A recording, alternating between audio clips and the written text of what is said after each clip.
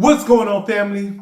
It's 2023. We are back in the cinemas. The reason why I'm saying this is because since March, I feel like I've been talking to you guys consistently about these hits.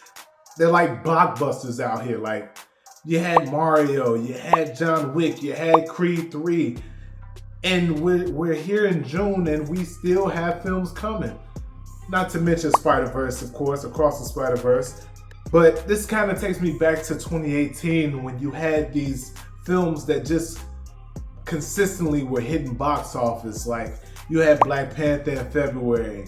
You had a lot of stuff going on in March, April, Infinity War came. And you had some films in June, those summer blockbusters. And then actually it started in January with the surprise Den of Thieves did at box office. It was amazing. So I feel like that's where we are in 2023. So welcome back, guys. I feel like we're in that spirit again. And now, today, we're here to talk about one of the most anticipated films. Well, something that I've been anticipating for a long time, and that's Transformers: Rise of the Beast. And we're going to talk about it right now, only on the Seez Monroe Show.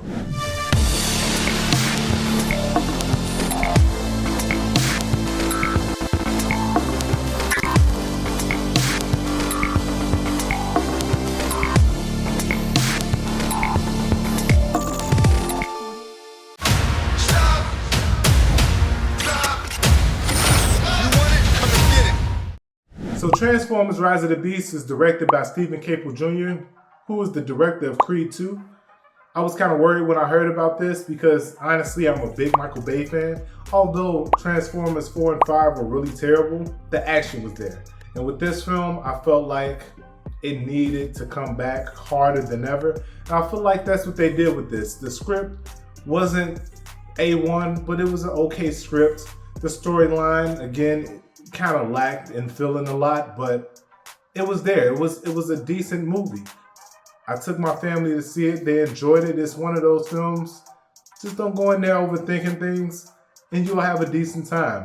And I say decent because I'm going to give this movie a 6 out of 10. I'm going to say 6.5.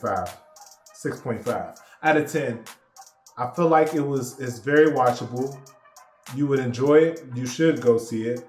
And I felt like the actors that were in the movie brought the movie to life. Like, they kept the movie going. But I felt like we stuck on them too much. These are Transformers films. The last thing I want to see is these actors in the film in the first place.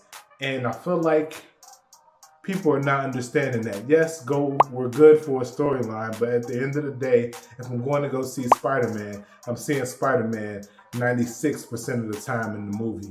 Even if he's not Peter Parker or Miles Morales, he's in his full uniform as Spider-Man. Like that. That's what I came to see. I came to see these robots fight, all these action sequences, the turning, the transforming. That's what we're here for. And I felt like we got part of that, but it was a lot going on with the human side of things. And actually, it wasn't enough going on the human side of things, but they showed the humans a hell of a lot for it to not have a storyline for them, if that makes sense. Now, before I get into spoilers, I want you guys to go ahead, like, subscribe, hit that notification bell. I'm about to get into spoilers. Are you ready? Could we get a countdown? 5, 4. Okay. Getting into the spoilers, I'm going to say that I felt like the G.I. Joe add-on in the end was actually a good idea. Hasbro has been trying to create this universe for a while now. And I feel like it goes back to Bumblebee in 17, 18? I could be wrong. Do your Googles. As G.I. Joe was actually, I felt like the G.I. Joe film, the first one with Channing Tatum and Marlon Wayans, was actually a good film. Then with 2, they kind of went towards The Rock and they just put it on him to sell the film, and I felt like it was lacking story. And it lacked a lot of action in that film. They were trying to explain a whole bunch of stuff that we really didn't care about as an audience. So it just bombed at box office. The second attempt was Snake Eyes. And I felt like, again, it goes back into the action piece of a lot of these things. There's not enough action in these films for it to be action based. Like these storylines are not strong enough to hold us there, if that makes sense. If you have a strong storyline about superheroes or super beings or whatever you want to call these guys, we're going to stick around. We want to hear the story, so on and so forth. But if the story lacks, just fill it in with action. We'll forget all about this story and we'll forget that it ever even happened. We probably don't even know nor care about what's going on in this universe, but if you put that action out there, we're going to go support this film. We're going to go see it. So there you go. The G.I. Joe add-on to it, I feel like that aspect was kind of thrown in towards the third act. Reason being, actually, that was pretty much the last of the film. That was actually at the end of the film where the main star of the film kind of gets into a transformer and the transformer suit goes around him. It was weird.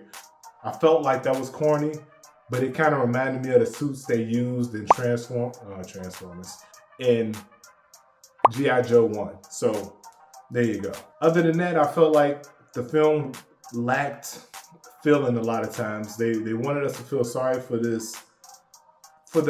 main star and his family. They didn't try hard enough. And then you have Dominique Fishburne character, which she was okay in this role. She's actually a good actor, and I feel like they didn't really use her to their advantage in this film. And you can see that the role just wasn't for her. It just the way she was talking, you could tell that it was scripted and it didn't fit anything that she's used to doing, if that makes sense. So again, all in all, I give this movie a 6.5. I feel like you guys should go check it out. It was fair. The action was good. It's a lot of blur when the action happens. That means, again, the budget wasn't top tier as normal Transformers films are. And it takes a lot to get those things to look realistic when they're transforming. So I get it. It's not this $300 million movie like Fast X, but they did what they had to do with this film. The film is sitting at about 170 right now at box office, and I feel like it deserves to make its money back plus some, and it deserves a sequel.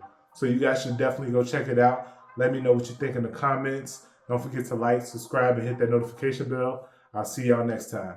Peace.